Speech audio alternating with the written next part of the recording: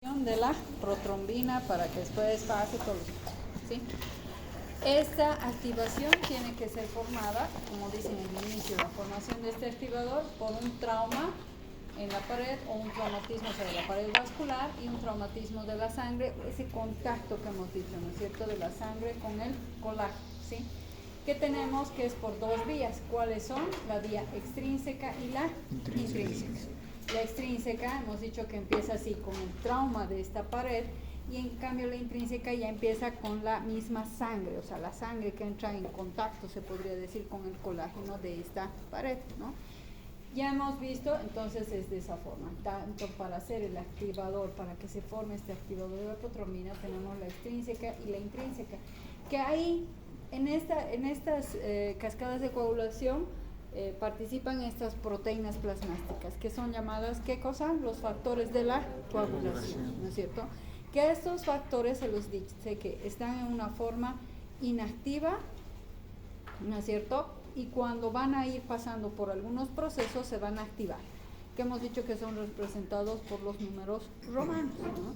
Y cuando están activos van a tener la letra A, ¿sí? Y es así, ¿sí? Entonces, ¿cómo sería? A ver, me van diciendo. Primero vamos a hablar de la vía extrínseca. Empieza el trauma y ¿qué se libera? ¿Claro? Ya, entonces hay unos factores que se eliminan que se llaman, ¿qué cosa? El tejido traumatizado, factor tisular o tromboplastina tisular. Después, estos están compuestos, estos factores, ¿por quiénes? Por fosfolípidos y por un complejo lipoproteico, ¿no es cierto? Que funcionan como ¿qué? Unas enzimas proteolíticas, ¿no es cierto? Después, ¿qué viene de aquí? Ya, ¿con quién? Precisamente con estos, ¿no es cierto? Vienen los complejos y vamos a hablar. Pero aquí, ¿quién primero participa? El factor 7, ¿no es cierto?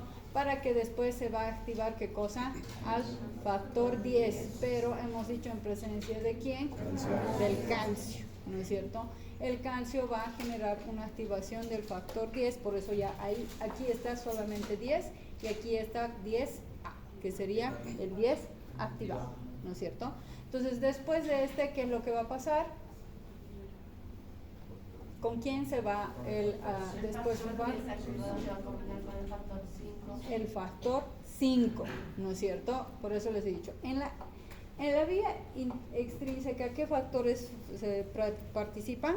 El 10, el 7 y el 5, ¿sí? Los otros factores están en la vía intrínseca, ¿sí? Entonces estamos viendo ahorita esta cascada, primero, la extrínseca, ¿no ve? Del mismo tejido. Una vez que aquí se ha activado, se podría decir, cuando ya tenemos, bueno, ha habido una intervención de la parte del factor 5, aquí ya se va a liberar esa enzima que es este activador de la protrombina, para que precisamente la protrombina se va a dividir ¿en qué? En trombina. Este factor 5, al principio, cuando recién se está iniciando este proceso, está inactivo, pero después se va a activar, ¿no es cierto? Y ya después llegamos a todos los procesos que ya hemos hablado, ¿se acuerdan? Con esto de la formación del coágulo, de la fibrina, etc. ¿No ve? Estamos viendo primero esta cascada, ¿no ve? Después nos vamos a la vía intrínseca. La vía intrínseca, hemos dicho en sí la misma sangre, ¿no es cierto? Ya es la lesión ahí, y además el contacto de la sangre con el colágeno, ¿no es cierto? Entonces, ¿qué es lo que vamos a ver que se va a dar aquí? Tenemos, por ejemplo, entonces el trauma a nivel de la sangre, ¿y qué va a hacer? Se va a ir a dos lugares. ¿A qué factor? Al factor 12 y a las plaquetas. Y se va a generar una liberación, como dice aquí, de fosfolípidos plaquetarios. Al actuar en el factor 12 y en las plaquetas, cada uno va a ir haciendo su acción. Dime. Y también por lo cual estas plaquetas contienen el factor 3 plaquetario, que es una lipoproteína. Exacto. Entonces, eso es lo que vamos viendo. Primero, si vamos en el factor 12, ¿qué hace después el factor 12? Se va se dice como formando como una molécula humedecida ese contacto que haya tenido con el colágeno y se forma en el factor 12 activado, ¿no? En presencia de algunas ciertas sustancias que hemos dicho, que es la calicreina, la prequilacreína, ¿no es cierto? Y después del factor 11 activado, ¿qué forma? ¿Hacia dónde actúa? 11. ¿Y qué le va a hacer? O va a activar. Ya vamos viendo, ¿no es cierto? Dime. Pero también es necesaria la presencia del cininógeno para activar al El factor cininógeno 11. para el factor 11, ¿no es cierto? Y aquí, por eso les decía, de que estamos diciendo, de que empiezan a generarse todas estas activaciones, ¿cuál de estos factores es importante, además de las plaquetas? El 8, acuérdense, porque el 8 es un factor que es muy importante, sobre todo en pacientes que tienen la famosa hemofilia, ¿sí? Es una enfermedad, ¿no? Una alteración, y eso es en genética, lamentablemente nacen, se podría decir así, ¿no? Estas personas que en su gene está este problema y va a tener siempre problemas a nivel de pérdidas de sangre, ¿no? Entonces, sí, ya se van viendo, vamos ya a otro tipo de tratamientos. Entonces, por eso se lo considera este factor 8 como un antihemofílico. Si se fijan, entonces hemos ido viendo como una cascada, ¿no es cierto?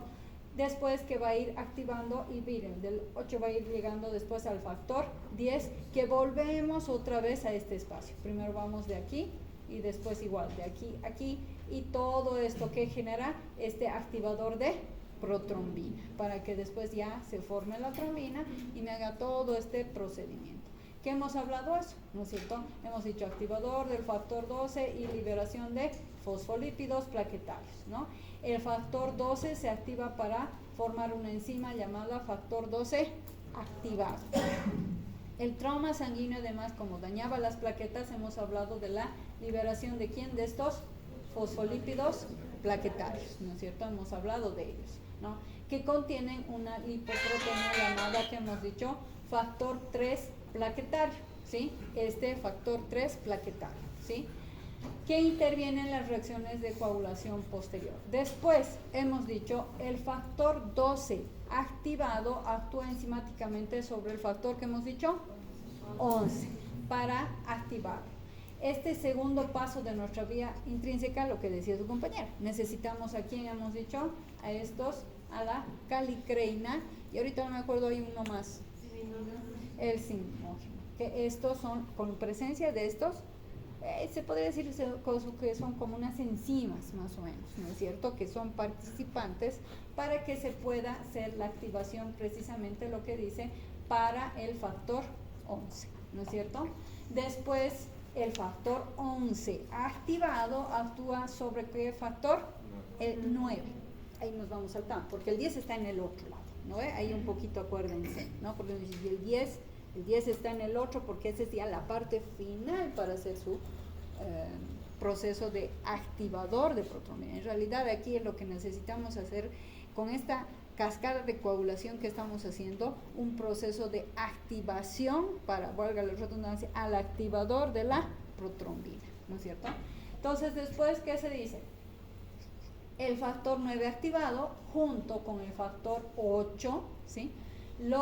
Ahí es donde ya participan estos, ¿no ve? Por ejemplo, este factor 9 con el factor 8, estos fosfolípidos plaquetarios, este factor plaquetario 3, todos ellos juntos van a, ¿qué cosa? Terminar realizando, entonces, como se dice, va a ir haciendo, van a ir pasando ya hacia el factor 10, ¿sí?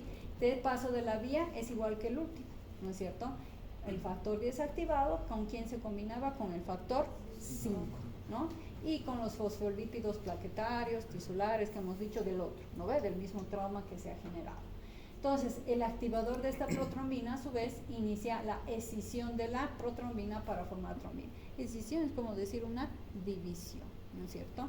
Y se va a dar en marcha todo el proceso final de la coagulación, porque nosotros hemos empezado al revés, ¿no ves? Primero hemos empezado cómo se ha formado, las fibras y todo eso, ¿no?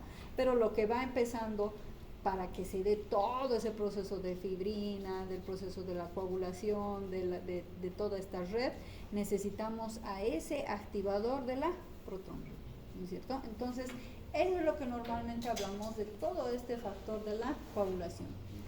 Si lo hemos, en uno solo hemos puesto extrínseca e intrínseca, ¿no? Aquí está, por ejemplo, toda la parte que hemos estado hablando de la vía intrínseca, que termina formando aquí en ese activador de mi protrombina, ¿no? Hemos hablado que es importante que electrolito aquí, el calcio, ¿sí? En presencia del calcio, sea de la forma de la vía extrínseca o intrínseca, si no está presente el calcio, nos vamos a detener ahí, ¿sí? Va a haber un problema, ¿no? Por eso dice, excepto en los dos primeros pasos de nuestra vía intrínseca, hemos visto, no lo hemos mencionado, pero después sí se va a necesitar estos iones calcio para la promoción o aceleración de todas esas reacciones de la coagulación. Si no hay iones de calcio, por eso les decía, no se va a producir este proceso de la coagulación, ¿sí? Ahora, esa interacción entre las vías entonces intrínsecas, como un resumen, ¿sí? Un resumen de este inicio de la coagulación sanguínea. El factor tisular, entonces, que hemos dicho, es el que inicia la extrínseca, mientras que el contacto del factor 12 y de las plaquetas con el colágeno, porque son ellos, ¿no es cierto?, a los que los van a alterar, se podría decir, o molestar, de la pared vascular, esa es la que va a iniciar la vía intrínseca. Son esas dos formas, ¿no es cierto?, que se van a formar, se podría decir, la extrínseca y la intrínseca. Una diferencia importante, como dice, entre las vías extrínseca e intrínseca es que, miren, mi extrínseca puede ser de naturaleza, hemos dicho, también explosiva. ¿Quién más rápido hace? ¿La extrínseca o la intrínseca? La extrínseca es la que más así reacciona. Más lentita es la intrínseca. Hemos hablado, por eso dice eso de explosiva, porque se empieza a iniciar, empieza a formarse rápidamente la parte de la coagulación, ¿sí? Y por eso dice, y bueno, y de factores, ¿no?, que hemos dicho, en la intrínseca, acuérdense, ¿quiénes participan? El factor 10, el 7 y el 5, ¿no es cierto? Esos son los que se van a mover. En un trauma tisular, la coagulación entonces tiene lugar en 15 segundos. En cambio, la otra, ¿cuánto tiempo es? Más tiempo, ¿no es cierto? 15 segundos en la intrínseca hablamos de un poco más, ya no son segundos, sino son más minutos, 1 a 6 minutos, ¿no? Por eso dice, más lenta en su proceder la vía intrínseca y generalmente 1 a 6 para llevar a cabo la coagulación.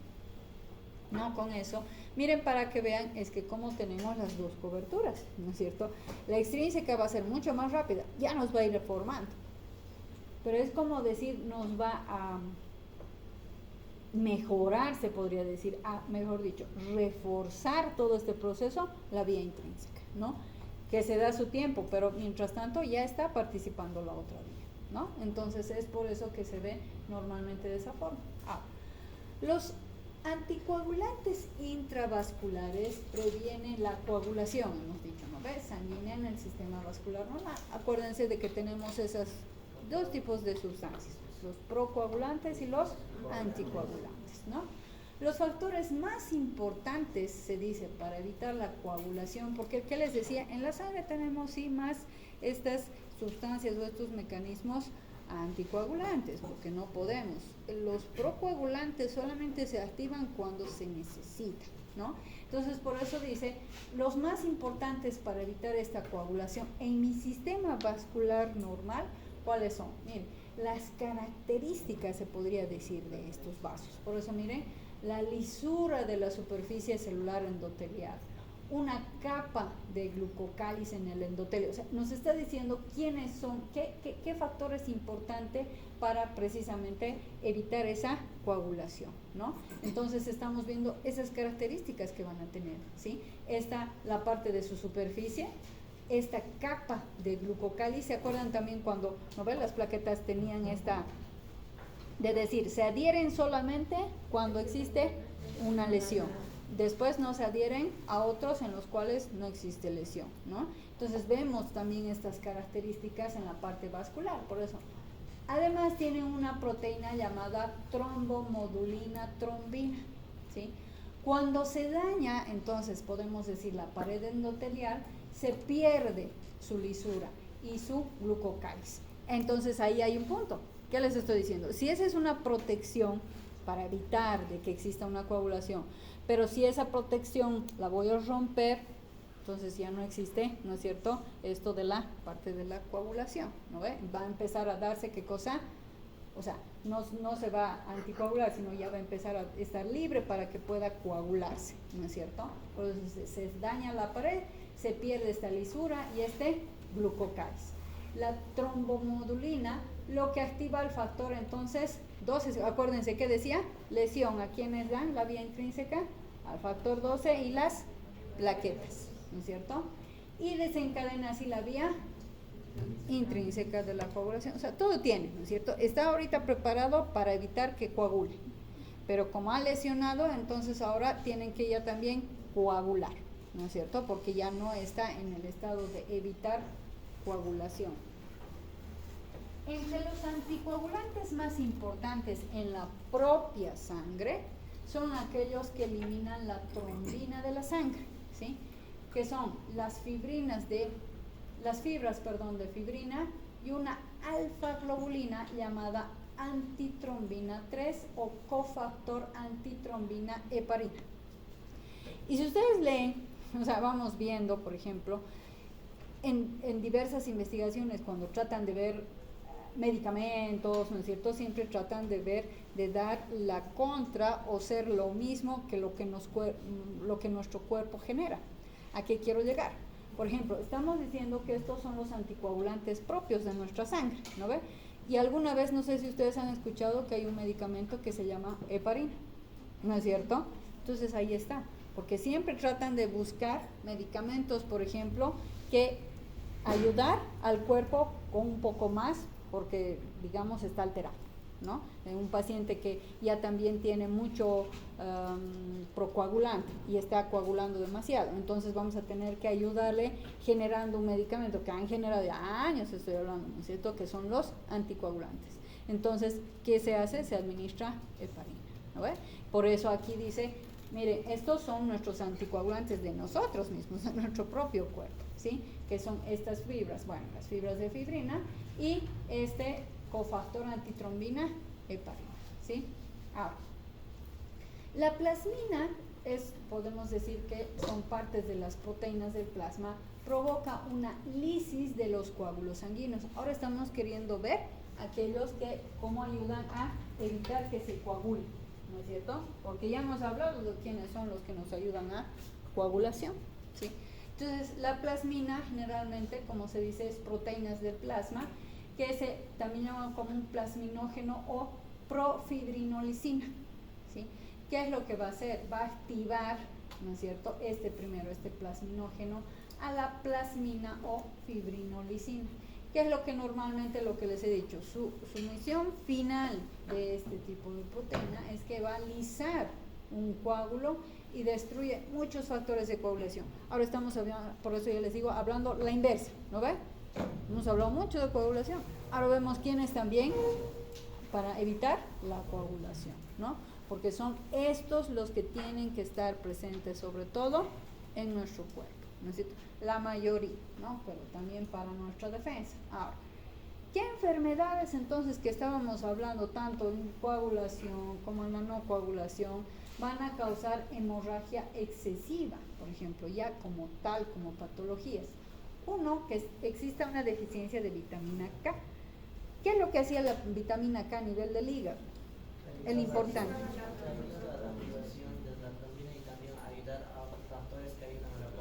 Exacto, y eso es lo que estamos diciendo, ¿no es cierto? Si tengo deficiencia de vitamina K, y ustedes eso van a llevar, ¿en qué año llevan pediatría? Quinto, creo, ¿no? Ahí les van a enseñar, no está aún armado todo esto de la vitamina K en los recién nacidos. Van a acordarse que cuando un bebé está naciendo, lo primero que le ponen es una vitamina K. Quieren activar ya todo esto, ¿sí? Entonces, deficiencia, ya, patológico, eso ya es más grave, ¿no? Ya se tienen que hacer tratamientos y todo. Uno, la hemofilia. ¿Dónde era? ¿Qué factor ahí tengo alterado? El factor 8, ¿no es cierto? Que es una hemofilia. Y si tengo también alteradas mis plaquetas, se llama la trombocitopenia. Miren, son esas 3 enfermedades, se podrían decir, que van a causar hemorragias excesivas, que mi paciente siempre va a tener. Por eso les decía, quizá en las plaquetas no las voy a tener como tal, pero como estas, ¿se acuerdan que hasta en pequeños, ¿no es cierto?, pequeñas lesiones están presentes nuestras plaquetas? Que yo sí voy a tener un paciente que tiene varios lugares con equimosis que me llamen la atención, ¿no es cierto? Entonces está teniendo alteraciones a nivel de sus plaquetas. Y esto, evidentemente, ya les he dicho, ¿no ve? Acuérdense, gota a gota se llena el cantarito, así se dice, ¿no ve? Mientras poquito a poco, ¿qué va a pasar? Vamos a tener complicaciones, ¿no es cierto? Entonces, eso es lo que normalmente vamos a ver. Disminución de la protrombina, que ese es otro, el factor 7, 9 y 11, causada por deficiencia de vitamina K. Miren lo que nos altera, ¿no es cierto? Entonces, ya les he dicho, cada uno va teniendo su función, ¿no es cierto? Si me tranco en uno, voy a tener problemas. Tan solo la presencia igual del calcio, voy a tener problemas, ¿no es cierto? Entonces, pero sobre todo, para que exista una disminución de la protrombina, estos factores, el 7, el 9 y el 10, va a ser causada por una deficiencia de la vitamina K, que hemos dicho dónde va a estar un problema a nivel del hígado.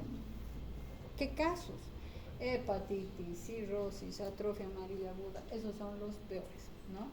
Las hepatitis, tenemos diversos. ¿Qué son las hepatitis? Son unos virus, que por eso, ¿qué tiene que hacer uno? Cuidarse, ¿no es cierto? Pero sabemos, la única que es contagiosa, o sea, voy a decir en el sentido de que ha nacido directamente no por transfusiones ni transmisiones sexuales, es la A, ¿no? Ese es el virus directamente, hasta niños les puede dar. Pero ya la B y la C, olvídense, arruinan ese hígado para siempre, ¿no es cierto? Y eso es cuando hay, ¿no es cierto?, contaminación. ¿Por qué? Por transfusiones y por relaciones sexuales. Ahí nomás se contamina, ¿no? Entonces es eso. La cirrosis, bueno, lamentablemente eso es por el consumo excesivo de. Y ahora, chicos, ya les he dicho, otro elemento muy importante para la cirrosis que les he dicho es el azúcar, ¿sí? El azúcar, ¿no? Cada vez se ha visto que el consumo mayor que se tiene en azúcar, y ustedes dirán, pero es que yo casi no consumo mucho pastillas, qué sé yo. ¿Dónde se encuentra muy saturada el azúcar? Es en las gaseosas, ¿no es cierto? Es ahí donde se tiene, y claro, ahí es donde se ven que el hígado se va a ir arruinando, ¿no? Pero como les digo, esto tiene que ser por eso un consumo excesivo. No se vayan a creer que después ustedes han tomado una Coca-Cola y ya fue, ¿no es cierto? O sea, pueden, ¿no? Yo no soy de los médicos en los cuales digo nada, cero, porque mientras más se les dice no hagas o cállate o no hables, más hablan y no atienden, ¿no ve? Estoy viendo hacia allá, ¿no ve? Por eso, ¿sí? Así que eso, les digo, hay que tener cuidado. Y miren la atrofia amarilla. No solamente era la vitamina K cuando está problemas del hígado, ¿qué más era? ¿Sí se acuerdan? ¿Perdón? Parte de nuestros factores. No. El fibrin, no, ¿se acuerdan? ¿Sí? Cuando tenía, igual, ¿se acuerdan? He dicho, una patología en el hígado, va a estar disminuido igual el fibrinógeno, ¿no? Entonces, el hígado, chicos, cuidarlo, ¿no? No todos. Hígado y riñones, siempre, ¿no es cierto? Eso es lo que tenemos que ir viendo por estas alteraciones que se puedan dar. Deprimen, entonces, a veces, como se dice, el sistema de coagulación, ¿no? Entonces, esa vitamina K que va a generar por cualquiera de estas patologías, es un círculo vicioso, está enfermo, se podría decir, este hígado, y va a empezar a haber una alteración de la vitamina K porque va a estar disminuida, y todos los otros factores de coagulación. Uno de los primeros, claro, que nosotros hacemos tratamiento es la administración de vitamina K, ¿sí? Se podría decir que por eso, bueno, ya hemos dicho que la vitamina K es el factor importante para la carboxilasa hepática, ¿sí? ¿Qué me va a quedar? La hemofilia, ¿qué decíamos? El factor 8. Que por eso dice anomalía o deficiencia del factor 8, ¿sí? Es un tipo de hemofilia A que se llama, o hemofilia clásica. más se ve lamentablemente esto más se da en los varones, casi no en las mujeres, ¿no? Y como les digo, esto es genético, ¿no? O sea, va con ellos, nace, se podría decir, o es pasado, ¿no es cierto? Entonces, eso es un poco más complicado para ver todo este proceso de las coagulaciones. Y han visto, mi factor 8 es tan importante porque ya es el último para después pasar a mi factor 10. Entonces, no voy a llegar. Por eso les digo, por eso es que se pone como importante, ¿no es cierto? No llego a la activación de mi protrombina. Entonces, por eso es que se ve este problema que pueda tener cualquiera de estas patologías, ¿no? Y la trombocitopenia, que hemos dicho que es una disminución de ¿quién? De las plaquetas, que se llama se forma como una enfermedad o patología, es que se llama una púrpura trombocitopénica, ¿no? Varios lugares de estas personas tienen equimosis, ¿no? Equimosis, o a veces se ve como un punteadito, ¿sí? Así como unas pequeñas lesiones, ¿no? En un sector, ¿no? Y ahí dice, ¿y por qué tienes eso? ¿No es cierto? Entonces ahí ya pueden estar alteradas las plaquetas, ¿no? Eso ya después nosotros vemos de acuerdo a cualquier patología, ¿sí? Ahí nos vamos a quedar, chicos, pero creo que ya ahí ya hemos ido viendo de terminar esta parte.